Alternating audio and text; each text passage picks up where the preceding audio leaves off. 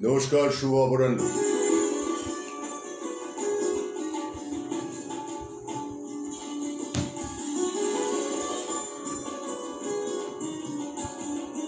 প্রাণের কথায় স্বাগত জানিয়ে বলি যে কালকে সন্তূরটা ঠিকমতো শোনাতে পারি, কারণ লাইভে যখন তাপসবাবু এলেন, আসতে চেষ্টা করলেন, ইন্টারনেট ঠিকমতো কাজ করলো না। কাজ করলো না তখন আজকে একটু শুনিয়ে দেওয়া যাক। সুচিস্মিতা ভট্টাচার্য, বাহ, একদম প্রথমে চলে এসছেন, ধন্যবাদ। অর্ণব এসে গেছেন। এবং আজকের বিষয়টা খুব কঠিন, মানে কবেই বা প্রাণের কথার বিষয়টা সরল হয়, কোনোদিনই হয় না। আজকে অতিরিক্ত কঠিন। একটুখানি বাজনা শুনে নিন, বাজনা শুনতে শুনতে লোকজন এসে যাবে।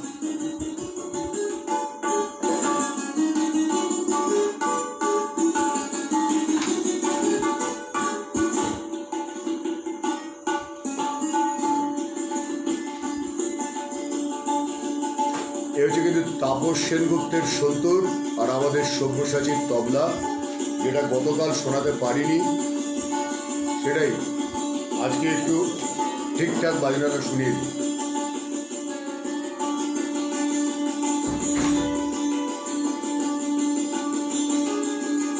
দেবনাথ, তোর পাঠানো একটা গল্প আছে আজকে।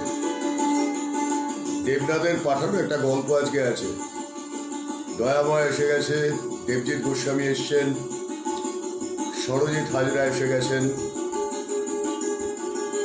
সব্যসাচীকে এসছে। সব্যসাচীকে একটু খবর দেওয়া হোক, তাপস সেনগুপ্তকে একটু খবর দেওয়া হোক। দেখেছেন?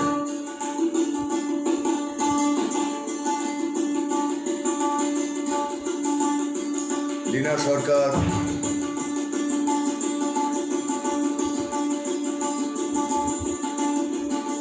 আজকে কিন্তু যে কথাগুলো বলবো, সে কথাগুলো খুব একটা সহজ কথা নয়।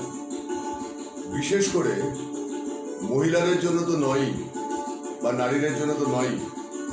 কারণটা হচ্ছে ঈর্ষা বস্তুটি নিঃসন্দেহে নারী পুরুষ উভয়ের ক্ষেত্রেই প্রযোজ্য, কিন্তু নারীর ক্ষেত্রে ঈর্ষা ব্যাপারটাকে প্রায় প্রতিষ্ঠা করে গেছেন আমাদের পূর্ববর্তী একজন খুব বড় নাট্যকার এবং কবি, তার নাম Shakespeare, William Shakespeare. Sushanta Sinha Chowdhury, Susmita Sinha Chowdhury আছেন। বাজনাটা হতে হতে আমি একটু অপেক্ষা করছি আর একটু জনসমাগম হওয়ার জন্য, কারণ ঈর্ষা নিয়ে কথা বলতে গিয়ে দেখুন আমার বারবার হাসি পেয়ে যাচ্ছে, কারণ ঈর্ষার এত বেশি শিকার আমি হয়েছি সারা জীবনে যে বলতে গেলে আমাকে মহাভারত বলতে হয়। আমি সে রাস্তায় খুব একটা হাঁটবো না।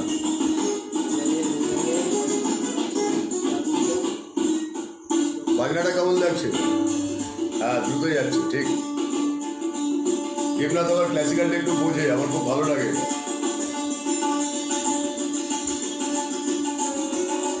যদিও সন্ধ্যেবেলার ঝিঝির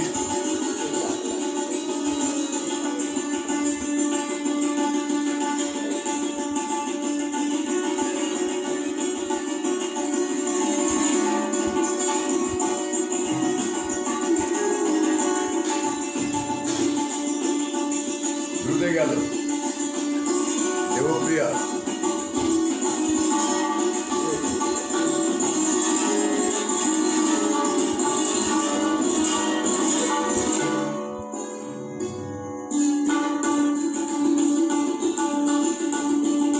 নীলাদ্রি, অর্ণব,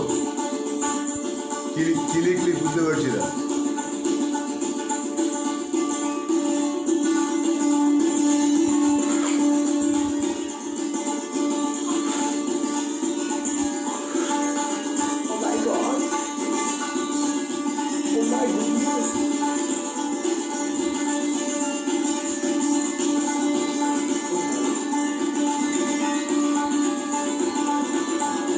যুগলবন্দি, শান্তনু, ঠিক।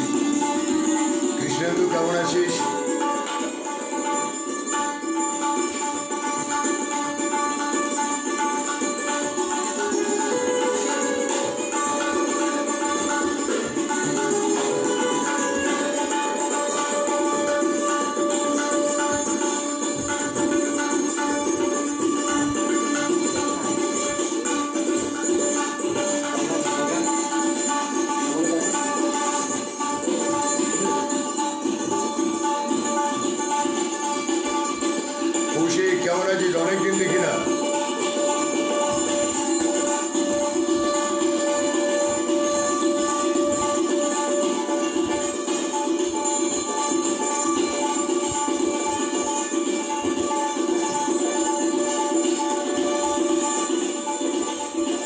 আছিস কেমন?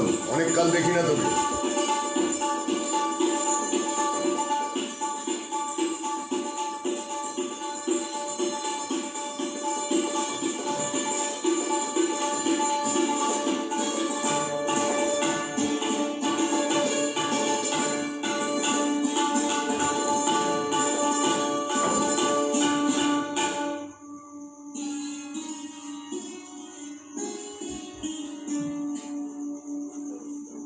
তাহলে বন্ধুরা, এবার শুরু করা যাক। আজকের আলোচ্য বিষয় হচ্ছে ঈর্ষা, এবং আমি জানি আজকের এই আলোচ্য বিষয়টি আজকে কিছুতেই শেষ হবে না। মন ভরে গেল, ধন্যবাদ দেবনাথ। আলোচ্য বিষয়টি আজকে কিছুতেই শেষ হবে না। আমি একেবারে শুরুতে যাব হচ্ছে অনেক কাল আগে প্রাচীন গ্রিসে একটা কাহিনীতে। কাহিনীটা কিরকম? সে দেশে তখনও পর্যন্ত মানুষের মধ্যে কোনো রকম রাগ, ক্ষোভ, দুঃখ বা যা কিছু নেতি সেসব ছিল না। তো ছিল না, মানুষের সঙ্গে ভালো ব্যবহার করতো, ভালোভাবে বাঁচতো, একে অপরের সঙ্গে সুসম্পর্ক রাখতো ইত্যাদি। ধন্যবাদ ছোট। মজাটা হলো কোথায়, সেই সময় তখন দেবতাদের সঙ্গে মানুষের খুব ভালো সম্পর্ক ছিল। বলা হচ্ছে এরকম, ভালো আছি লিখছিস, কিন্তু তুই যোগাযোগ কেন নেই? তোর অনেকদিন কেন? কি ব্যাপার? কি তোদের বাড়ির চারপাশে করোনা হয়েছে? কি ঘটনা? কি জানাবি আমাকে। অনুষ্ঠান হয়ে গেলে একটু ফোন করবি, দরকার আছে। বর্ধমানে থাকে কৌশিক, আমার ভাই। তো ঘটনা হচ্ছে যে এই যে মানুষে বিভেদ, মানুষে ক্ষোভ, লোভ, ঈর্ষা, সব থেকে বড় কথা ঈর্ষা, পরশ্রী কাতরতা, এগুলো ছিল না। যে কারণে দেবতাদের সঙ্গে মানুষের নাকি খুব সুসম্পর্ক ছিল, যাতায়াত ছিল। দেবতারাও আসতেন, মানুষেরাও যেতেন, কোনো রকম স্বর্গ বা মর্তের মধ্যে আলাদা কোনো বিভেদ ছিল না। ভালো কথা। এইরকম সময় একজন দেবী, তার নাম ফ্রেয়া। তো ফ্রেয়া নামের এই দেবীটি, সেই দেবীটি কিন্তু খুব এমনিতে ভালো, কিন্তু তার মধ্যে নানান ধরনের হরমোনাল ইনএফিসিয়েন্সি ছিল, বা ম্যাল ফাংশনিং যাকে বলে। তো হরমোনাল ম্যাল ফাংশনিং কাদের মধ্যে বেশি থাকে? নারীর মধ্যে বেশি থাকে, কারণ নারীকে হরমোন নিয়েই সারা জীবন কাটাতে হয়। তো সেই ফ্রেয়া দেবীটি তিনি কি করলেন, তিনি প্যান্ডোরা নামের একটা মেয়েকে একটা বাক্স দিলেন। একটা বাক্স। চন্দন চক্রবর্তী কেমন আছেন? পিঙ্কি মণ্ডল, আমাদের যারা নিয়মিত পরিবারের সদস্য, তাদের সকলের নামগুলো, মুখগুলো আমার খুব চেনা হয়ে গেছে। যাই হোক, তো প্যান্ডোরাকে একটা বাক্স দিলেন ওই ফ্রেয়া নামের ভদ্রমহিলা, দিয়ে বললেন যে তুমি এটা খুলো না। না, তুমি এটা খুলবে না। কেন খুলবো না? না, তুমি এটা খুলবে না, খুললে অনেক মুশকিল হয়ে যাবে। প্যান্ডোরা তো দেখছে দারুণ সুন্দর একটা বাক্স, ভেতরে কি আছে জানার জন্য কৌতূহলে ছটফট করছে, কিন্তু খুলতে পারছে না, কিছুতেই খুলতে পারছে না। কারণ তাকে ওই যে দেবী বলে দিয়েছেন যে তুমি এটা খুলো না। আবার ফ্রেয়াকে আবার গ্রিকরা এক অর্থে মনে করেন সৌন্দর্যের দেবী, আর প্যান্ডোরা মেয়েটিও যার পর্নাই সুন্দর, অপূর্ব সুন্দরী। তো প্যান্ডোরা মর্তে ফিরে আসার পরে সে তার বন্ধুদের সবাইকে বলছে, জানো তো আমাকে একটা বাক্স দিয়ে, দেখো সেই বাক্স। খোলো না, কি আছে ভেতরে দেখি, কি আছে ভেতরে? বলে না, আমি খুলবো না, আমি কিছুতেই খুলবো না, আমাকে বারণ করেছে খুলতে। তো প্যান্ডোরাকে এইবার কি হলো, তার চারপাশের মানুষজনের কৌতূহলটা বাড়তে এমন জায়গায় গেল যে প্যান্ডোরা শেষ পর্যন্ত বাক্সটা একদিন রেগে মেগে খুলেই ফেলল। আর যেই খুললো, সে বাক্সের ভেতর থেকে অদ্ভুত কতগুলো ঘিনঘিনে দেখতে কতগুলো জীব তারা বেরিয়ে চারদিকে যারা ছিল তাদের শরীরে ঢুকে পড়লো। খবরে শুনলাম এবার কিন্তু পরিচিতের জন্য অনেকেরই করোনা সংক্রান্ত খবর পাচ্ছি। হ্যাঁ, সাংঘাতিক অবস্থা চারধারে। অর্ণব কথাটা খুব সত্যি বলেছে। আজকে আমরা কথা বলবো অনুষ্ঠানের মধ্যে একজনের সঙ্গে ঈর্ষা প্রসঙ্গে, তারও বাড়ির চারদিকে করোনা এবং ভয়ঙ্কর অবস্থা, তার সঙ্গে কথা বলবো, আমাদেরই পরিবারের সদস্য। আমি এখন নামটা বলছি না, একটু পরে আসবো তার কাছে। তো প্যান্ডোরা বাক্সটা খোলা মাত্র ছড়িয়ে গেল চারদিকে। কি ছড়িয়ে গেল? লোভ, ভয়, হিংসা, ঈর্ষা, হৃদয়ংসা, এবং সব থেকে বড় যেটা ছড়িয়ে গেল সেটা হচ্ছে অসূয়া। অসূয়া অর্থাৎ হিংসাও হয়, ঈর্ষাও হয়, অসূয়া পরশ্রীকাতরতাও হয়। অসূয়া এমন একটা বস্তু যে বস্তু আপনাকে একদম শেষ করে দিতে পারে। তাহলে ঈর্ষা তার আগে পর্যন্ত পৃথিবীতে ছিল না। একজন দেবী নাকি সেটা একজন মানবীর হাতে তুলে দিয়ে তাকে বললেন যে তুমি এটা খুলো না। সঙ্গতভাবেই তার কৌতূহল তৈরি হলো। দেখুন, এটা একটা পুরাণের কাহিনী। এবারে আসুন মহাকাব্যে। মহাকাব্যে এসে আমরা কি দেখতে পাচ্ছি? কুন্তী, এই রাজা কুন্তিভোজের কন্যা। রাজা কুন্তিভোজ মানে মহাকাব্যের যে ব্যাখ্যা তাতে আমরা পাচ্ছি, রাজা কুন্তিভোজ তার যে স্ত্রী, যার গর্ভে কুন্তির জন্ম, সেই স্ত্রীর মৃত্যু হলো। মৃত্যু হওয়ার পরে তিনি একটি তরুণী রানী নিয়ে এলেন। রাজারা রানী আনতেই পারেন, নিয়ে এলেন।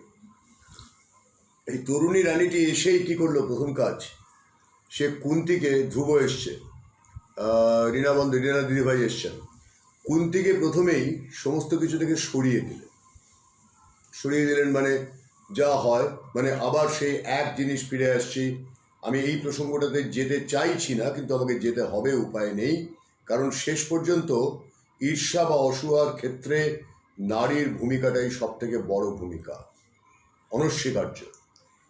যেরকম ফ্রেয়ার প্যান্ডোরার ঘটনাটা বললাম, কুন্তির ভোজ আর তার যে নতুন রানী এবং তার কন্যা কুন্তি তখন ততদিনে বয়ঃপ্রাপ্তা, মানে তার তখন কৈশোর এসে গেছে, মানে বয়স সন্ধি এসে গেছে। তিনি তাকে সরিয়ে দিলেন। কুন্তি আস্তে আস্তে একান্তবর্তিনী হয়ে গেলেন। প্রাসাদের ওপরের দিকে চিলে কোঠার মতো একটা ঘরে তার আশ্রয় হলো, সেখানেই তার জগৎ তৈরি হলো। এইরকম চলতে চলতে শ্যামবাজারের অবস্থা আশঙ্কাজনক। আমি জানি গোটা কলকাতার অবস্থায়, আমি খুব অনেক দিন আগে গুইয়া কুইল খুব বলতাম। আমার ভয় লেগেছিল যে কোনো না কোনো দিন কলকাতার অবস্থা গুইয়া কুইলের মতো না হয়ে যায়, ওই জন্যই বলতাম। আমার খুব ভয়। এখন জানি আমি সর্বত্র খারাপ অবস্থা, সর্বত্র। সচেতন না হলে, হ্যাঁ, ছেলেরাও ঈর্ষা করে, দীপান্বিতা, ছেলেদের ঈর্ষার ঘটনাতেও আসবো।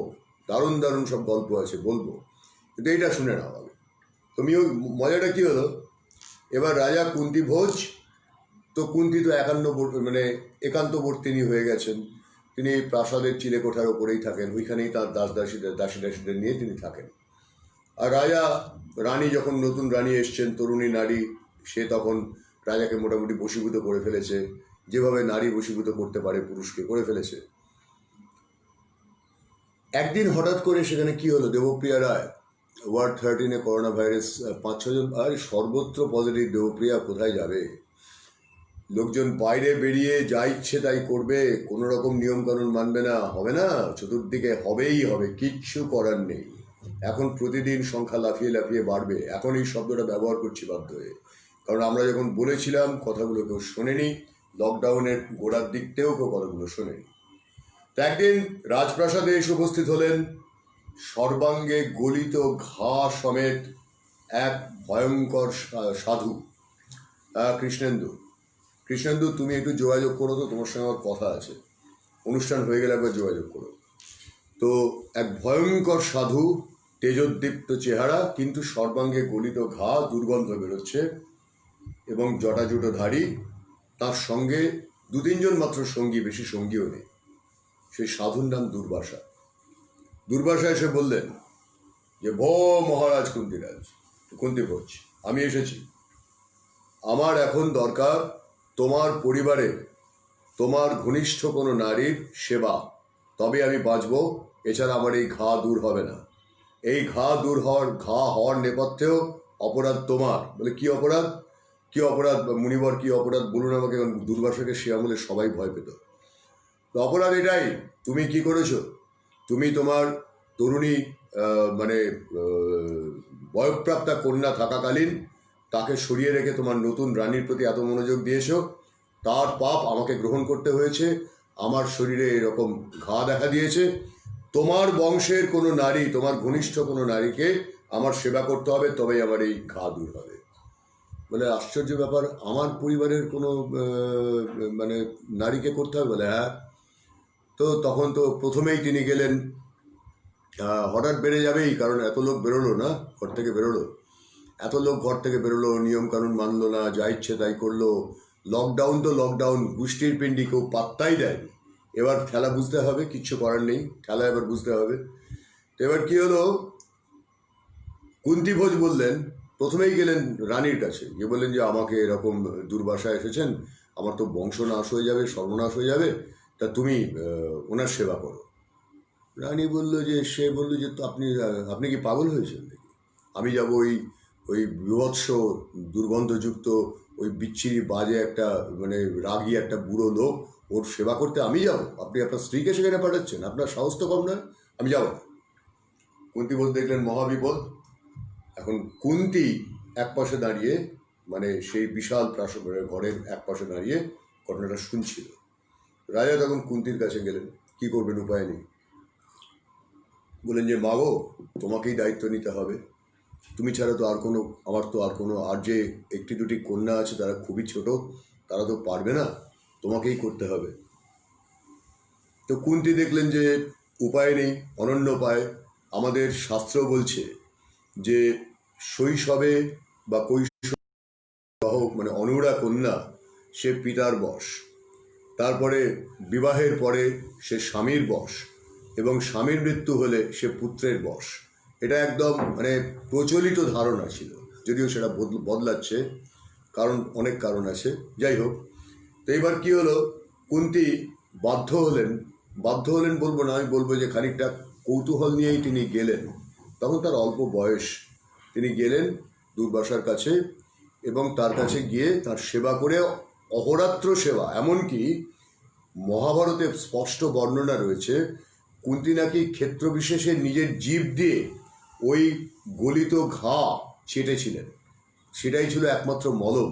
এরকম পরিস্থিতি হয়েছিল।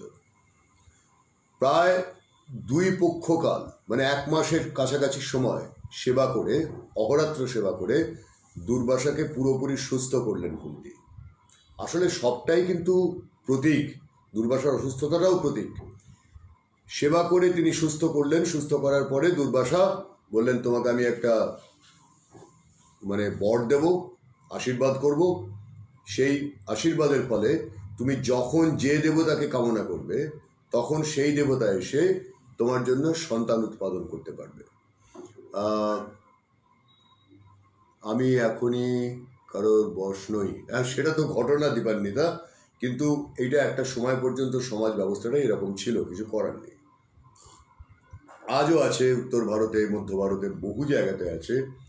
নারীর ওপর পীড়ন চিরকাল চলেছে, নতুন কোনো তথ্য নয়। মজাটা হলো, কুন্তী এই বরটা তো পেলেন, দুর্বাসা তো চলে গেলেন, প্রচুর আশীর্বাদ করে চলে গেলেন। চলে যাওয়ার পরে কুন্তী বরটা পেয়েছেন। রাজা কুন্তী ভোজ খুব খুশি যে তিনি তার কন্যা, তার বংশকে বাঁচিয়েছে। এবারে কুন্তী একদিন ওই কৌতূহল ভেতরে কাজ করছে, সত্যিই কি দুর্বাসা মুনি যেটা বলে গেলেন হবে? সত্যিই কি যে কোনো দেবতা আসবে? দিনের পর দিন তার রাত্রিবেলায় ঘুম হয় না, সারা রাত্রি জেগে থাকেন। একদিন ভোরবেলায় তিনি তার ওই চিলেকোঠার ঘর থেকে দেখছেন বাইরে সূর্যোদয় হচ্ছে, অপূর্ব সুন্দর, একের পর এক ওই বেনি আসহ কলা 7টা রং। সূর্যকে বলা হয় যে, সূর্যকে আমরা কল্পনা করি সপ্তাশ্ব রথে করে তিনি আসেন, বেগুনি, নীল, আসমানি, সবুজ, হলুদ, কমলা, লাল, এই এতগুলো রং পেরিয়ে, এতগুলো রঙের অশ্ব তাঁর থাকে, তিনি আসেন এবং এসে তারপরে সূর্যোদয় হয়। সূর্যোদয় যখন হচ্ছে, অপূর্ব একটা মুহূর্ত, বারবার বলি মহাজাগতিক মুহূর্ত। এই মহাজাগতিক মুহূর্তটা দেখতে পেয়ে কুন্তীর মনে অদ্ভুত একটা অনুভূতি হলো যে সব থেকে প্রখর, সব থেকে রুদ্র, সব থেকে তেজ সম্পন্ন, সব থেকে বীর্যবান যদি কোনো দেবতা থেকে থাকে, তাহলে সেই দেবতা তো এই সূর্য। তো মনে মনে তিনি সূর্যকে কামনা করলেন। যেই কামনা করলেন, তার সামনে এক দিব্য পুরুষ এসে দাঁড়ালেন। কৌতূহলটা মনের মধ্যে ছিল, কৌতূহলটা চরিতার্থ করা হলো। তখন আর কিছু করার নেই। যখন দেবতা এসেছেন, আহুত দেবতা, তাঁর বীর্য গর্ভে ধারণ করতে হবে, সন্তান হবে। সন্তান হলো কর্ণ। আমি মেলালাম কোথা থেকে? প্যান্ডোরার ক্ষেত্রেও তাই হলো। ওই বাক্সটা পেয়েছিলাম, কৌতূহল হলো। ফ্রেয়া জানতেন যে প্যান্ডোরা বাক্সটা খুলবে, আর প্যান্ডোরা বাক্সটা খুললে কি হবে? প্যান্ডোরা বাক্সটা খুললে পৃথিবী জুড়ে ছড়িয়ে পড়বে যা মানুষের মধ্যে ছিল না, বিভেদ, বিভাজন, লোভ, কাম, মদ, মোহ, মাৎসর্য, সর্বোপরি অসূয়া বা ঈর্ষা।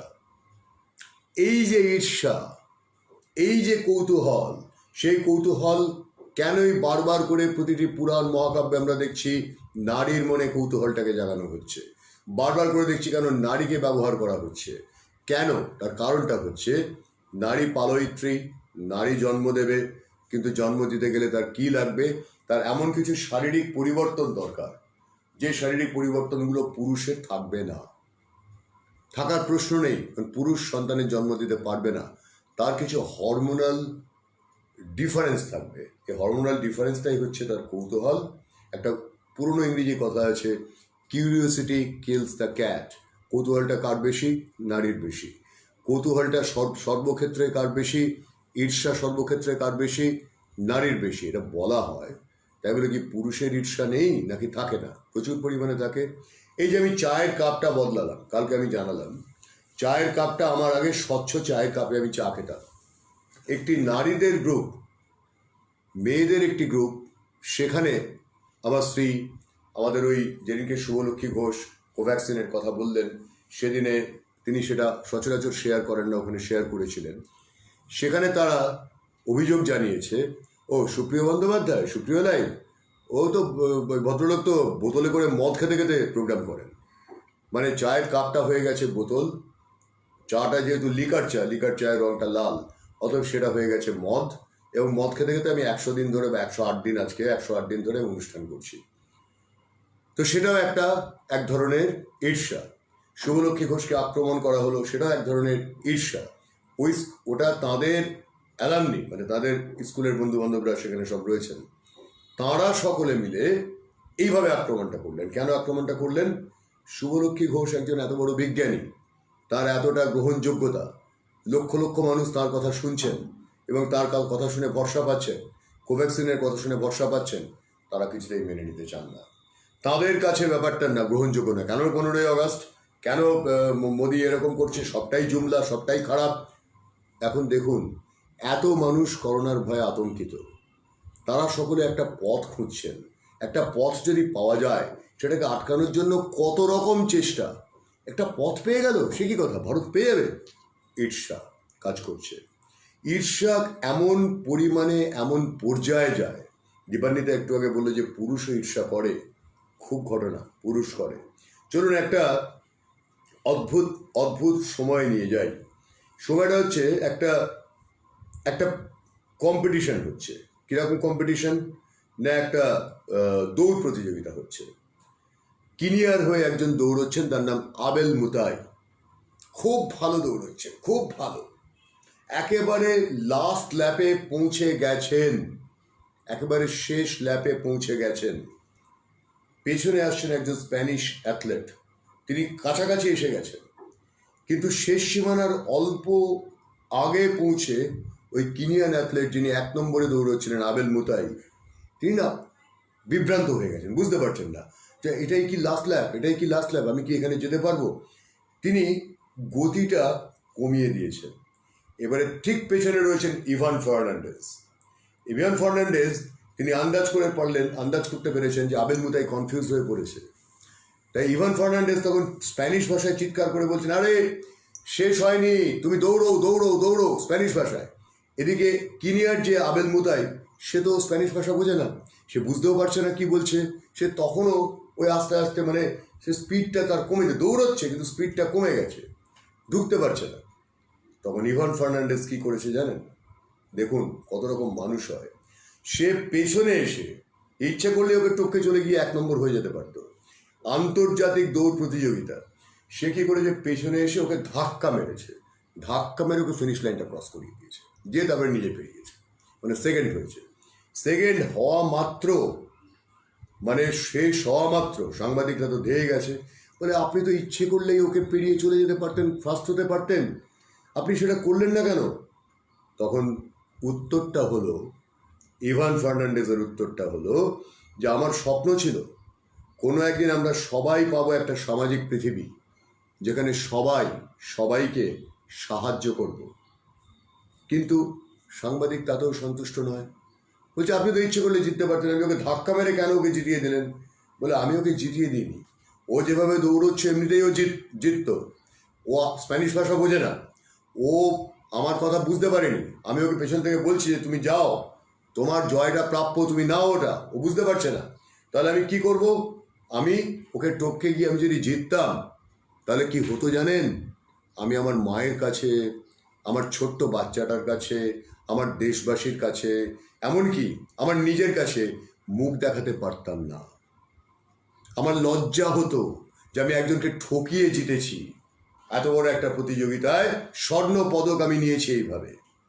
তাহলে দেখুন, ঈর্ষা ক্ষেত্র বিশেষে বদলে যায়, ঈর্ষা ক্ষেত্র বিশেষে সম্পূর্ণ অন্যরকম হয়ে যায়।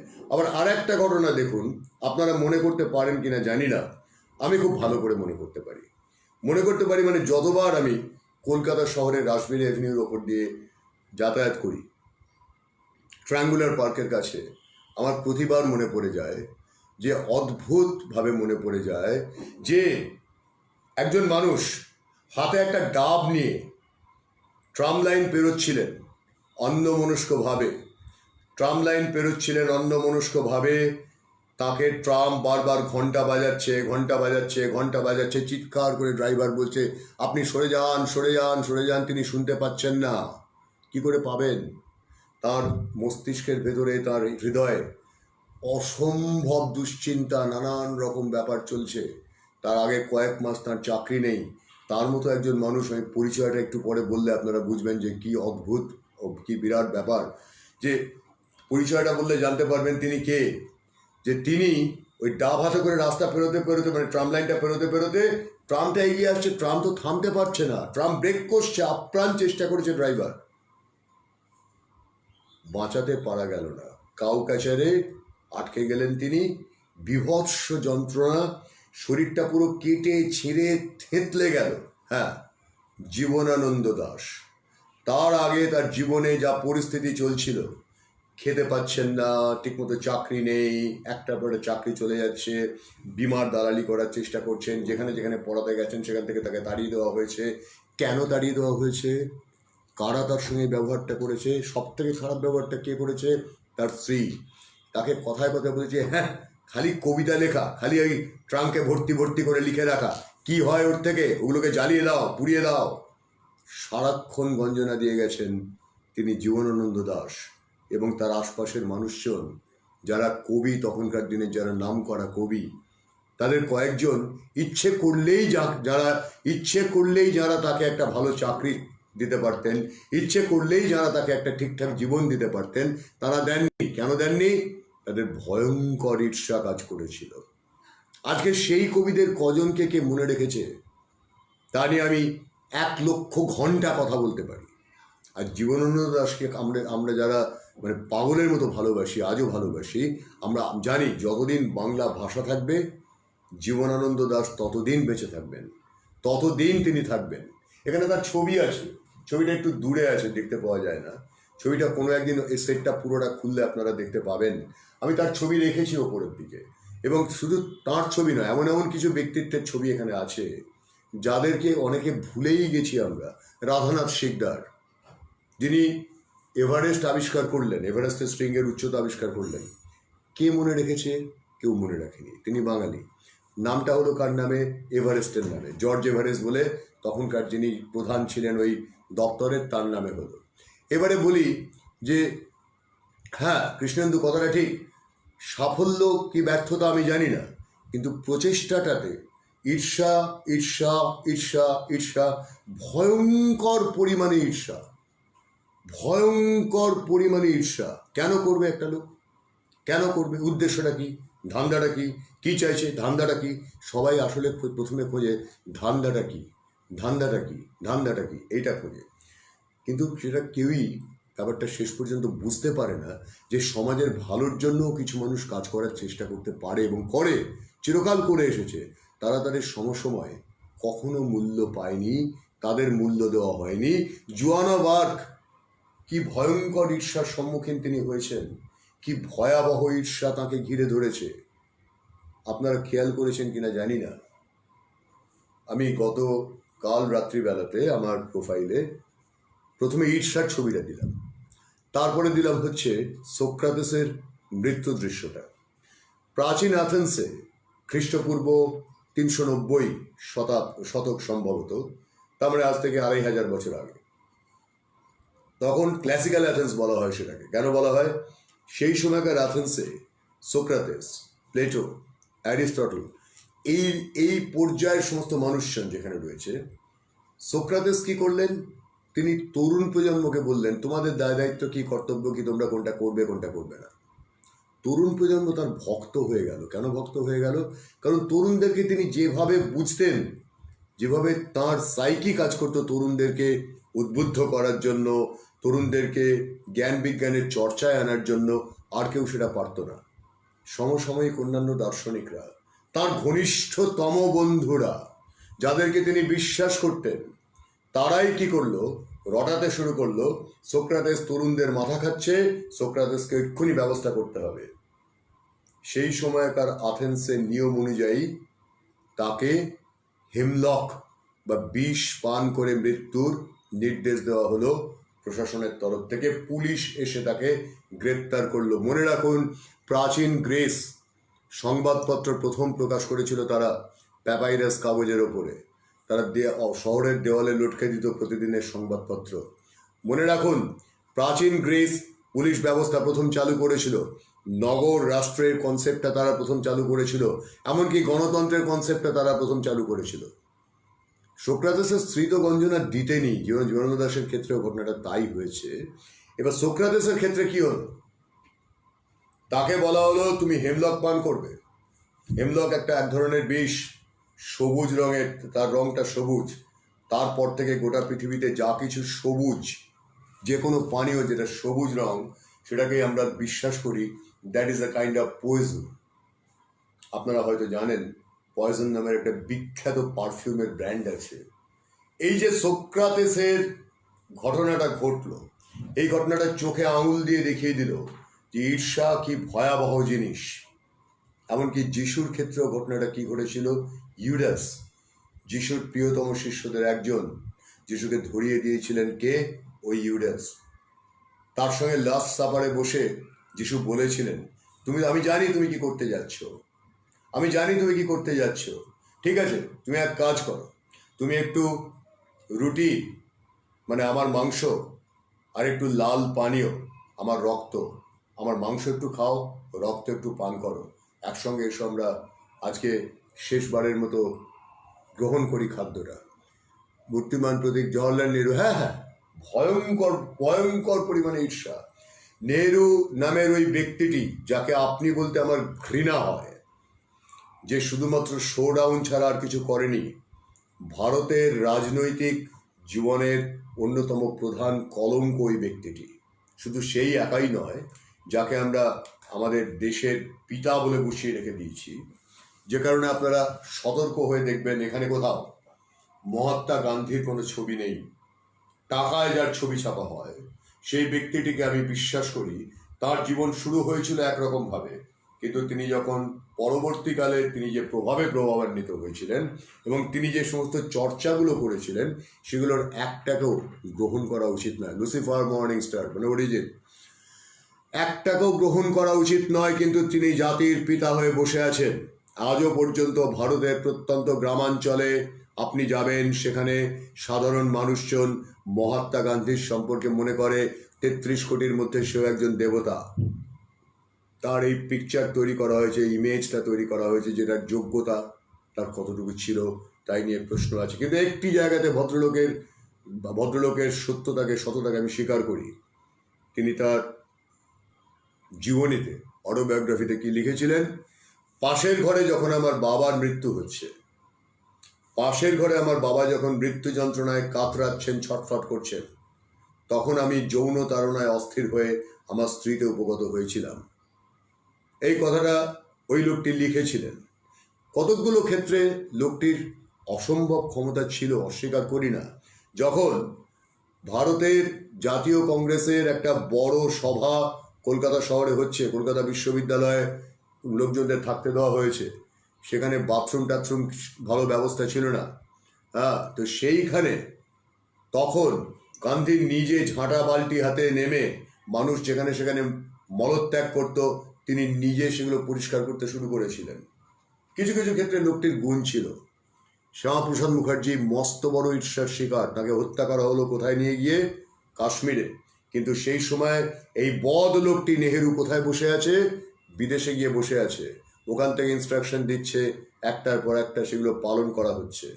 এই নিয়ে প্রচুর প্রচুর হ্যাঁ সরজিৎ, আমি খুব স্পষ্ট কথা বলি ভাই, যে কারণে অনেকেই কথা বলে আপনি কেন এরকম বলেন, আপনার একটু সতর্ক হয়ে কথা বলা হচ্ছে না। কিসের সতর্কতা? সত্য কথা বলতে কোনো সতর্কতা নেই। সত্যের দুটি পা, স আর ত, মানে সত্য দাঁড়িয়ে থাকে সততার ওপর, সতের ওপর। তার কোথাও কোনো তার সঙ্গে যুক্ত হয় কি? স্ন প্রত্যয় যুক্ত হয়। এই স্ন প্রত্যয় হচ্ছে যা কিনা বিষ্ণুর ক্ষেত্রেও যুক্ত হয়। স্ন প্রত্যয় হচ্ছে সেইটা যে প্রত্যয়টা প্রথম প্রত্যয় বলে আমরা গ্রহণ করি, আমরা যারা এটা নিয়ে চর্চা করি আমরা গ্রহণ করি। এবং আমি অদ্বৈতবাদী বলে নিজেকে জানি, আমার কাছে অন্য কোনো রকম চিন্তাভাবনা এসে যায় না। আমি সত্যের পথে থাকব। জন বার্গ তার সময় তাকে যারা হত্যা করেছিল পুড়িয়ে বা কামানের মুখে ফেলে, তাদেরকে কেউ মনে রাখেনি। মহামন্ত্রী বর্ষকার, যে নামটা কল্পিত একটি নাম, তাকে কেউ মনে রাখেনি। পাটলিপুত্র নগরী তৈরি করার সময় যখন অমিতাভ বুদ্ধকে বলি দেওয়ার চেষ্টা হয়েছিল, অর্থাৎ কিনা নরবলি দেওয়ার চেষ্টা হয়েছিল দুর্গ তৈরি করার আগে, মহামন্ত্রী বর্ষকারের নির্দেশে অমিতাভ বুদ্ধকে বলি দেওয়ার চেষ্টা হয়েছিল। বর্ষকারকে কেউ মনে রাখেনি। আজও অমিতাভ বুদ্ধ গোটা বিশ্বের সামনে একটা পথপ্রদর্শক, দর্শন হিসেবে, দর্শনের জন্মদাতা হিসেবে রয়েছেন। অর্থাৎ কিনা যে বা যারা ঈর্ষা করবে, ইতিহাসের দেখিয়ে দেওয়া হবে তাদের কোনো স্থান শেষ পর্যন্ত থাকবে না। তারা হয়তো ক্ষুদ্র ঈর্ষার বশবর্তী হয়ে চলবে, কিন্তু তাদের বদনাম ছাড়া কিছু হবে না। যেখানে ধৃতরাষ্ট্র বলছেন স্পষ্ট, ছেলেকে বোঝানোর চেষ্টা করছেন, ক্ষুদ্র ঈর্ষা বিষময়ী ভুজঙ্গিনী। উত্তরে দুর্যোধনের বক্তব্যটা মনে করে দেখুন, রবিবাবু কি লিখছেন? ক্ষুদ্র নহে ঈর্ষা বৃহতের ধর্ম, দুই বনস্পতি মধ্যে রাখে ব্যবধান, লক্ষ লক্ষ তৃণ একত্রে মিলিয়া থাকে, বক্ষে বক্ষে লীন। অর্থাৎ দুটি বনস্পতির মাঝখানে ব্যবধান থাকে। দুর্যোধন সেটাকে ব্যবহার করলেন কিভাবে?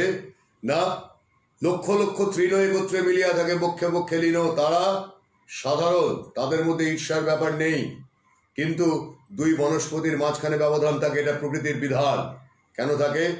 দুটি বনস্পতি তাদের শিকড় যতটা এলাকা ছড়াবে, বনস্পতি যখন বনে অরণ্যে যখন বনস্পতির জন্ম হয়, তখন বনস্পতি সবসময়, বনস্পতির বীজ যখন অঙ্কুরিত হয়, এটা নিয়ম, প্রকৃতির নিজের তৈরি করা নিয়ম। সেটাকে দুর্যোধন নিজের মতো করে ব্যাখ্যা করে বলছেন। সেজন্যই তার পতন ঘটছে। কেন?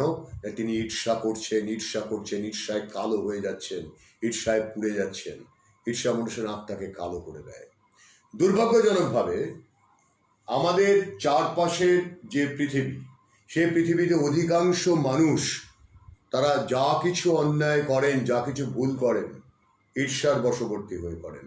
আমি মনে করি নারীর ঈর্ষা এখানে সব থেকে বেশি ভূমিকা পালন করে। নারী কি করে? পুরুষকে ঈর্ষা করতে শেখায়।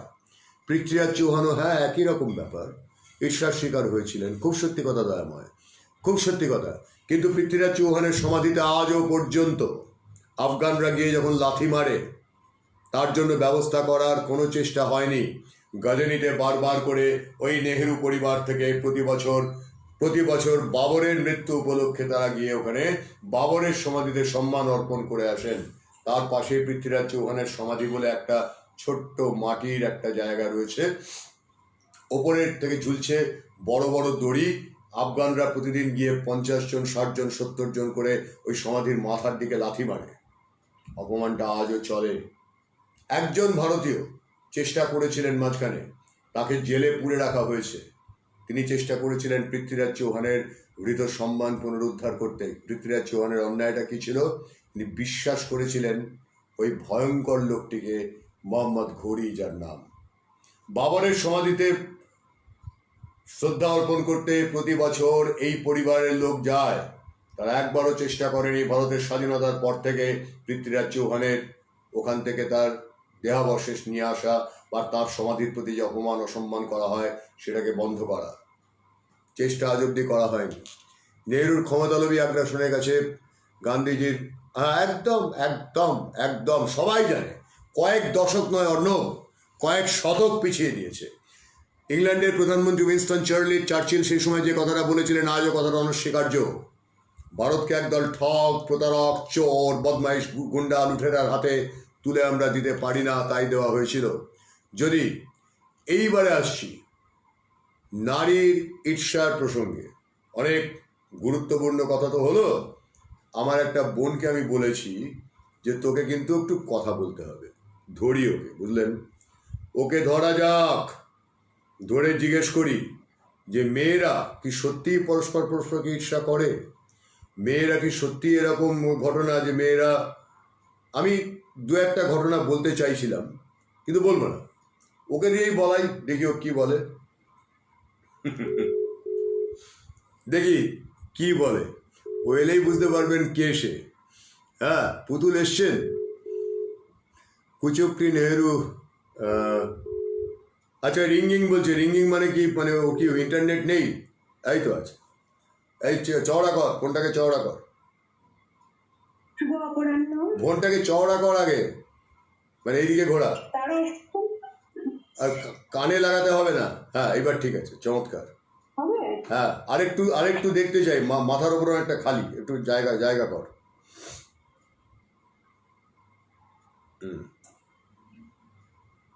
কিরকম? আচ্ছা কিরকম একটা হয়েছে, আচ্ছা ঠিক আছে। আচ্ছা আপনারা চেনেন ওকে, জয়িতা রায়। হ্যাঁ রে জয়িতা, এটা কি সত্যি যে মেয়েরা মেয়েদের সাংঘাতিকভাবে হিংসা করে, ঈর্ষা করে? হিংসা তো থাকবেই, সবার ক্ষেত্রেই আছে, সেটা মেয়ে পুরুষ।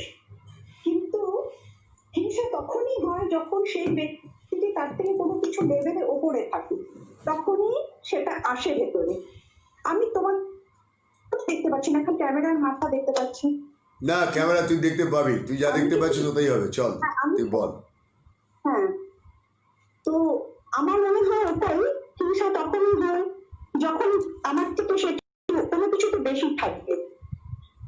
হিংসা বলবো যে গঠনমূলক কাজেও লাগানো যায়, আমি পার মতো করে চলতে পারি যদি, সেটাকে যদি আমি আমাকে সেই জায়গাতে উন্নত করতে পারি, তবে সেটাতে আমি প্রাপ্তি হবে, আর সেটা আমার ভালোর জন্যই হবে। তো এই হিংসা কখনো কখনো ভালোর জন্য হয়। আর হ্যাঁ, হিংসা মেয়েদের স্বভাবজাত একটু, আমি একটু হালকা দিকে নিয়ে যাই জয়িতা। শোন আমি একটু হালকা দিকে নিয়ে যাই। দেখ, এটা তো আমাদের পারিবারিক ব্যাপার, এখানে আমরা সবাই খোলাখুলি কথাবার্তা বলি।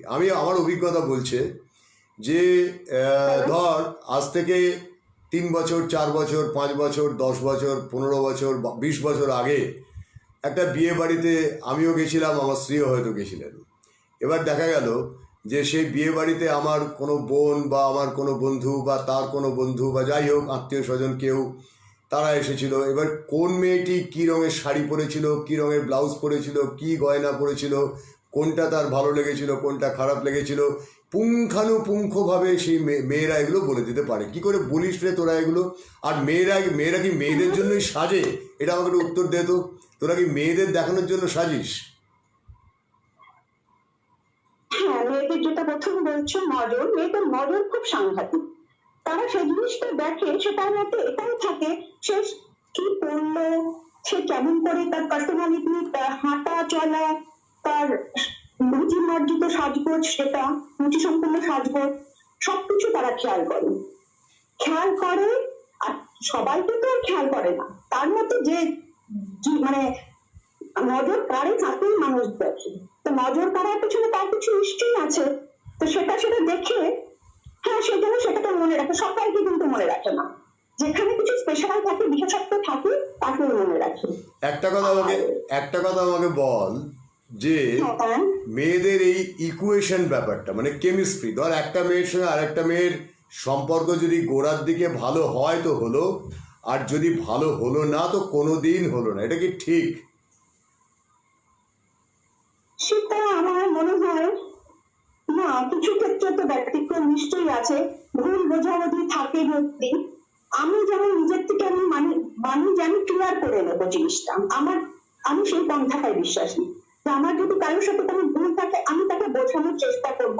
সে যদি না বুঝলো বা বুঝতে ওইসব চাইলো না, বলে লাভ তখন নেই, আমি চলে আসবো। ওইসব বলে লাভ নেই, ঘটনা তো এইটা। না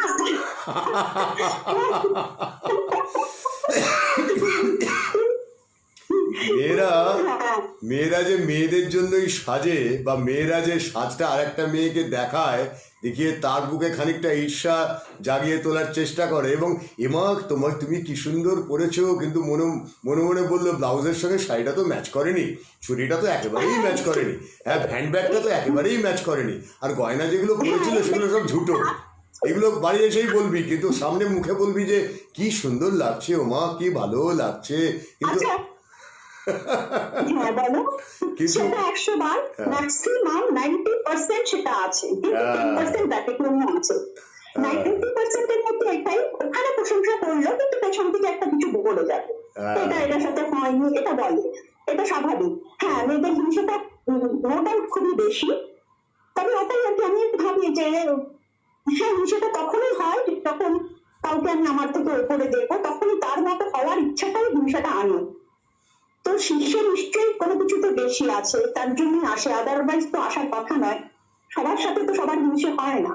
হ্যাঁ, আর মেয়েদের বন্ধুত্ব যতই কি বন্ধুত্ব হোক, কোথাও একটু তো হিংসে থাকে। পুরো একদম মানে জলের মতো পরিষ্কার বন্ধুত্ব হয় না, একটু তো কোথাও থাকবে। এটা এটা কেন সত্যি। হয় দেখ, আমাদের ছেলেদের মধ্যে কিন্তু এত সব জটিলতা থাকে না, থাকে না, কিন্তু ছেলেদের মধ্যে এত জটিলতা নেই, একদম সত্যি।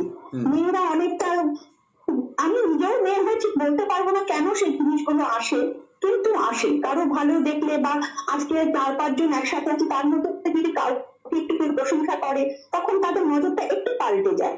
যে হয়তো তাকে সে খুব ভালোবাসে, কিন্তু সেই মুহূর্তে তার নজরটা একটু হলো যে হ্যাঁ, এটা একটু এরকম করে, ওরকম একটা ব্যাপার এসে যায়। আচ্ছা আমি একটা ঘটনা বলি শোন। এটা জার্মানিতে ঘটা একটা ঘটনা। একটা সামার পার্টি হচ্ছিল, বুঝলি। সামার পার্টিতে ওখানে আমরা মানে ইউরোপে খুব হইচই করি আমরা, মানে একটু খোলামেলা হালকা পোশাক পরা যায়, ভারী জামা কাপড় পরতে হয় না ইত্যাদি।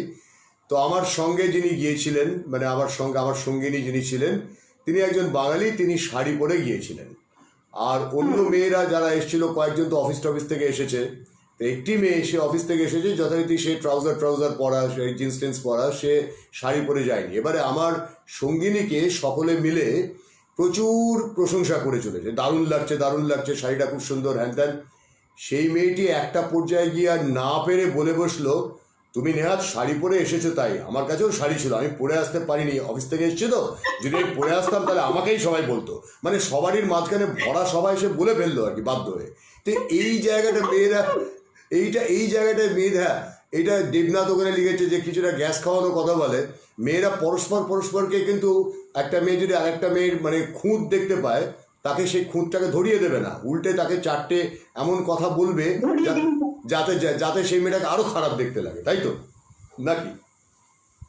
একদম একদম সেটা করে, হ্যাঁ সেটা একদম ঠিক বলেছো।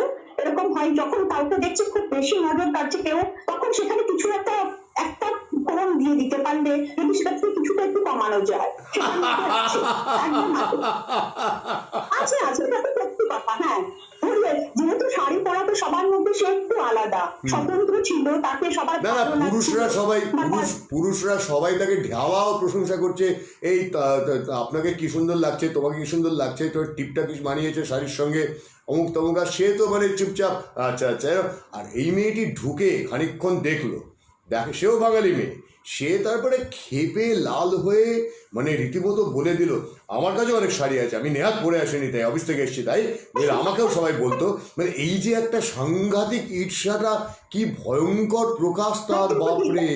প্রতিযোগিতা, হ্যাঁ প্রতিযোগিতা ওখানে এসে যায় যে আমি কেন ওর থেকে, আমি কেন এই ভুলটা করলাম, আমি কেন করলাম না, তাহলে আজকে আমাকে বেশি ভালো লাগতো, লোকে আমাকে বেশি ভালো লাগতো। 100 বার প্রশংসা পাবার জন্যই তো করে, প্রশংসা পাবার জন্যই তো সাজগোজ। হ্যাঁ 100 বার। এবং- মানুষ নিজেকে ভালোবেসে কখনো সাজে। হ্যাঁ, দেখ, নিজেকে ঈর্ষা- সুন্দর রাখতে সবাই না। ঈর্ষা প্রসঙ্গে জয়িতা আমি একটা কথা বলি, হ্যাঁ। যে কথাটা একটু আগে আমি বলছিলাম, আমি জানি না অন্যরা, আচ্ছা মেয়েরা একটু কেন মন্তব্য লিখছেন না, তারা সব চুপ করে গেছেন কেন, একটু লিখছেন না কেন? দু একজন জয়িতাকে বললো যে হ্যাঁ ভালো লিখেছেন, ঠিক বলেছেন, একজনকে যেন লিখলো যে না না সব মেয়ে এরকম হয় না। কিন্তু মেয়েদের তো একটা বেসিক চরিত্র, যে ঈর্ষা ব্যাপারটা, মানে শেক্সপিয়ার বলেছিলেন frailty the name is woman, এই কথাটা চিরকালের সত্য।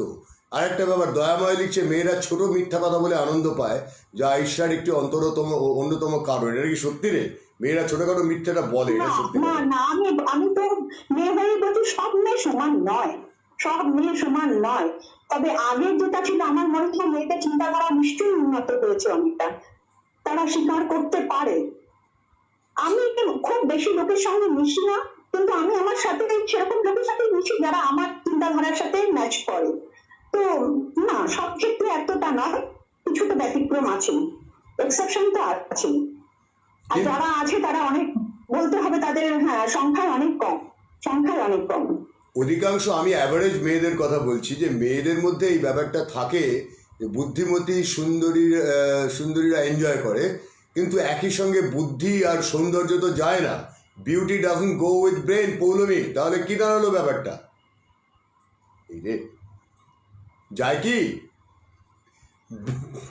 তৃপ্তি বুদ্ধি ব্রেন যায় না সবখানে, সেটাও তো না, আছে, দুটোও আছে, দুটোরও সমন্বয় হয় একসাথে। সেটা হলো বিউটি ব্রেন, সেটাও খুব সুন্দর, সেটাও হয়।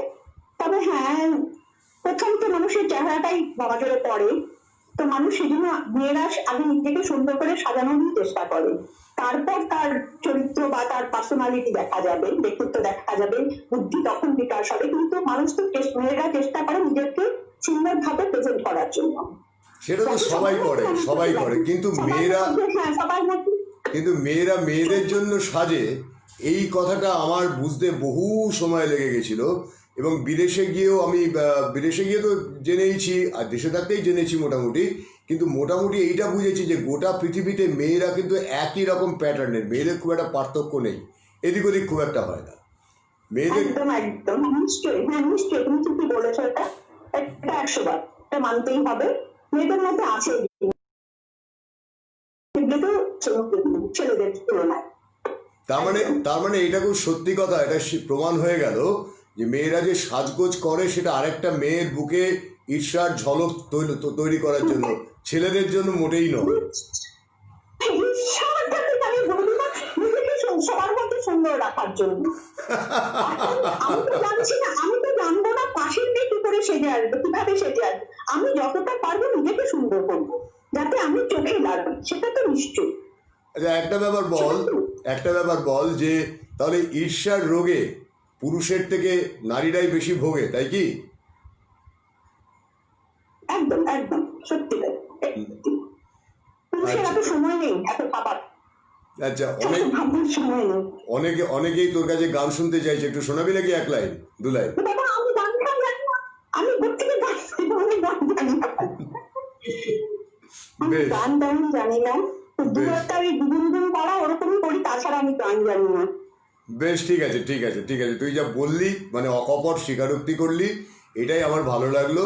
যে এই যে ভড়ংবাজিগুলো, সেই ভড়ংবাজিগুলোকে যতটা আমরা সরিয়ে রাখতে পারবো, তত আমরা সুস্থ থাকতে পারবো, আমার এটা মনে হয়। একদম একদম, তার মানে কি এই জগৎ থেকে বেরিয়ে আসতেই হবে। তার মানে কি এই সাজগোজ করবো না? মেয়েরা যদি একটু ঢংই না করলো, একটু কাজল না পড়লো, টিপ না পড়লো, তাহলে আর কিসের মেয়ে? মেয়েরা যদি একটু সাজগোজই না করলো, কিসের আর মেয়ে? সাজগোজ তো মেয়েদের জন্যই তৈরি, মেয়েরা তো সাজবেই। অবশ্যই সাজবে, নারী পুরুষ উভয়ই সাজবে, যত হবে, যত সাজবে ততই ভালো, হ্যাঁ, যত সাজবে ততই ভালো। আমাদের বিস্তারটা বেশি, আমাদের সুযোগটা বেশি, তো আমরা সেভাবে উপভোগ করি। তবে এটা আমি বিদেশে খুব বলতাম যে তোমরা যদি সাজ না করো তাহলে তোমাদের দিকে কেউ তাকাবে না।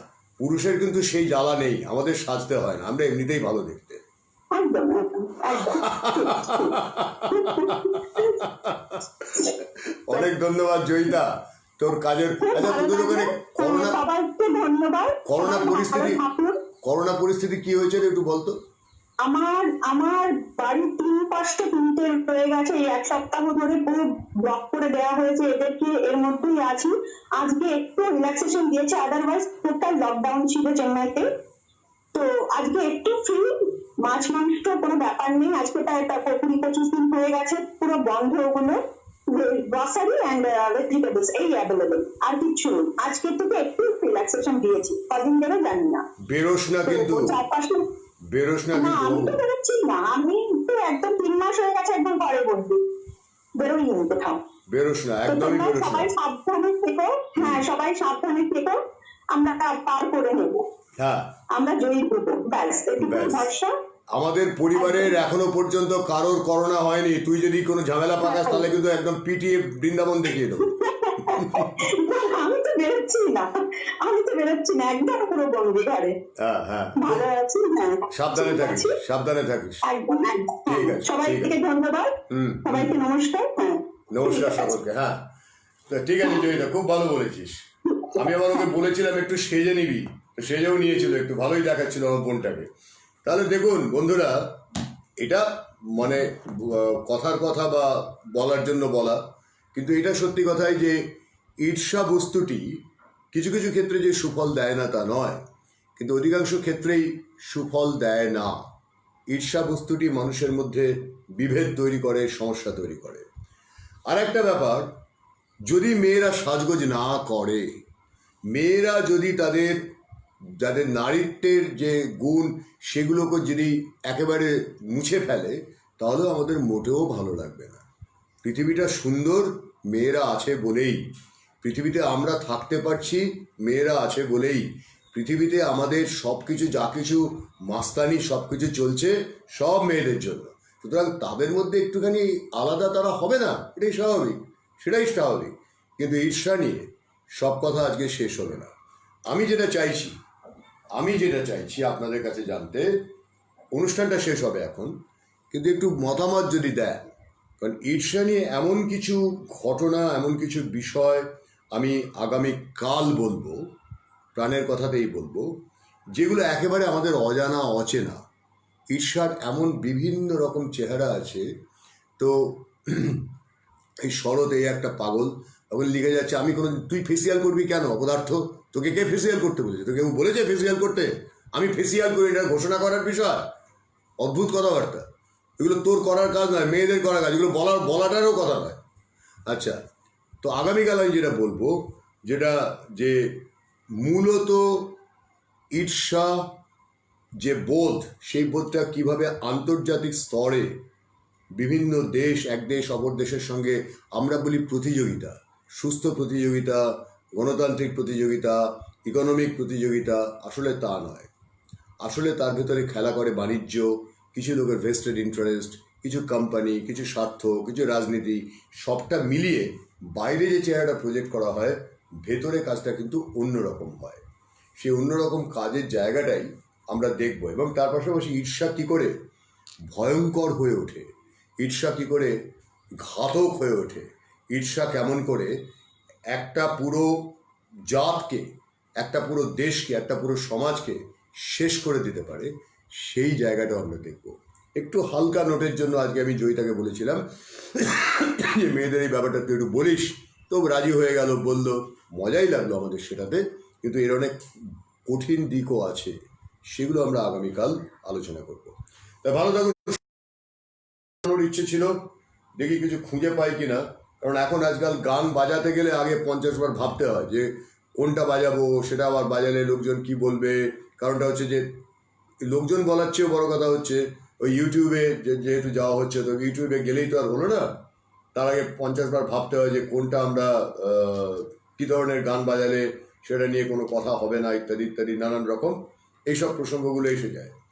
তো আজকে রাত্রি 8টায় কিন্তু সঞ্জয় সোম আসছেন, এবং শুধুই তাই নয়, তিনি এসে কতগুলো দিক যেমন ব্যাখ্যা করবেন, তার পাশাপাশি আজকে আমি চেষ্টা করছি বিশ্বের একটি অদ্ভুত জায়গা থেকে একজনকে নিয়ে আসা, তিনি কথা বলবেন, তার কথা আমরা শুনব।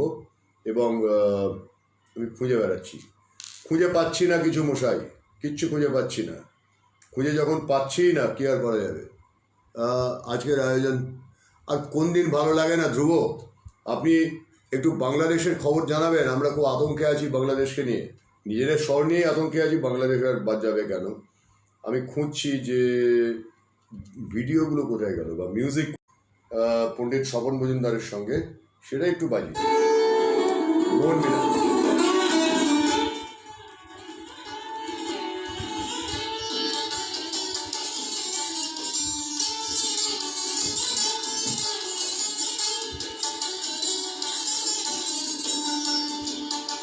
তাহলে এটা শুনতে শুনতে বিদায় চাই।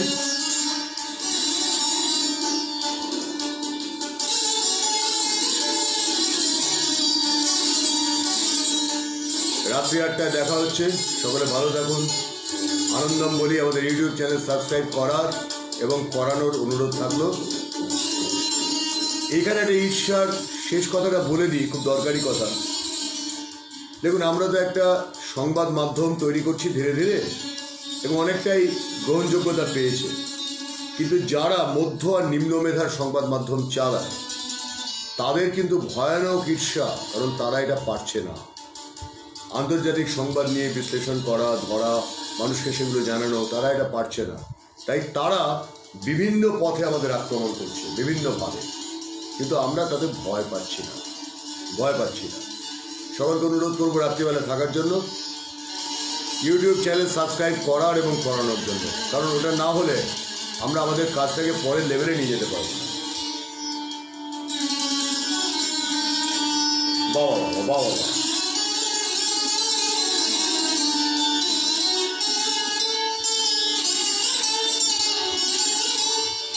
মোহন মিনা বাজাচ্ছে পণ্ডিত স্বপন মজুমদার, সব্যসাচী তবলায়। সকলকে ধন্যবাদ জানাই, বিদায় চাই, আনন্দম বলি। ইউটিউব চ্যানেল সাবস্ক্রাইব করা এবং করানোর অনুরোধটা আবারও থাকলো। কেমন? ভালো থাকুন সকলে।